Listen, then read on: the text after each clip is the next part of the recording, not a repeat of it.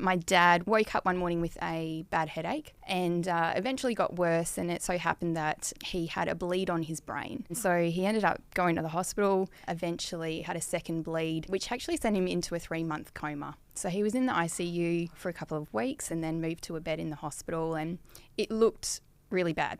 So the night that it happened, Mum was told to prepare to be a single mum. Now, I'm one of 7. I was a teenager at the time, younger brother's still at school, and it was a big tragedy. Dad eventually came out of the coma, but he's been left cognitively and physically impaired. So his whole left side's now fully paralysed, and he was able to be in hospital for about a year after that in rehab. And then it got to the point where he wasn't making enough of progress for him to maintain that bed. And so the doctors kind of had to say, listen, he needs to go into a nursing home, and that's kind of it for him now.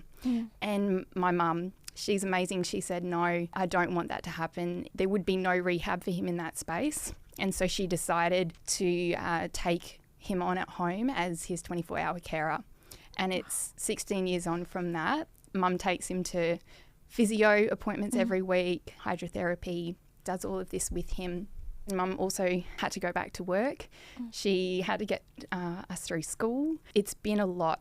And I remember there was a song that Mum and Dad would have played in the house. I would have heard it as a kid. And the chorus is, I lift my eyes unto the hills. Where does my help come from? My help comes from the Lord, the maker of heaven and earth. Now, as a kid, I didn't realise that this was from the Bible, but it's straight from out of Psalm 121. And I remember in those moments how much that became a mantra and a song of my heart, even when I was in deep pain and deep confusion and just kind of, where are you at, God? What is happening?